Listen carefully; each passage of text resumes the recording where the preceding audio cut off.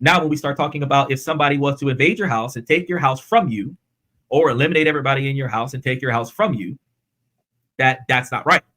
Then we turn around and say, well, the Pilgrims come over to the United States before it was the United States and take the country from the indigenous people that inhabited the land, that was not right.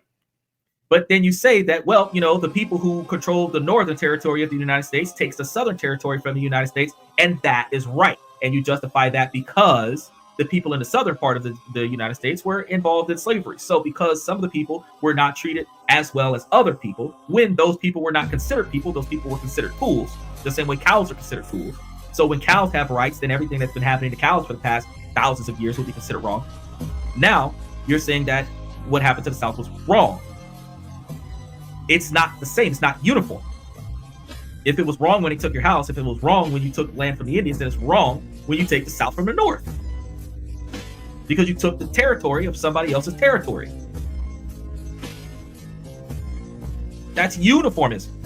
Because the action in itself of taking land from somebody else, taking somebody else's possession, is considered socially unacceptable. Now, when you start talking about morals and ethics comes from a social subjective construct. As I explained at the beginning of the show, the difference between suicide being a wrong in this country versus suicide being an act of honor in another country. It is not accepted the same way, where the phrase, when in Rome, do what the Romans do, comes from, where if it is unacceptable to be done here, you can't do it here.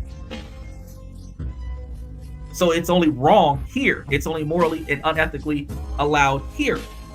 But somewhere else, it might be encouraged. For example, we have an age limit here in the United States where you got to be 18, or you're going to be put on a registry. In China, you got to be 13. Is it wrong? They actually just raised that age to 16. So is it wrong? You can actually marry a 16-year-old in China, but they got to be 18 in the United States. Is the 2-year difference wrong? Depends on which country you're in.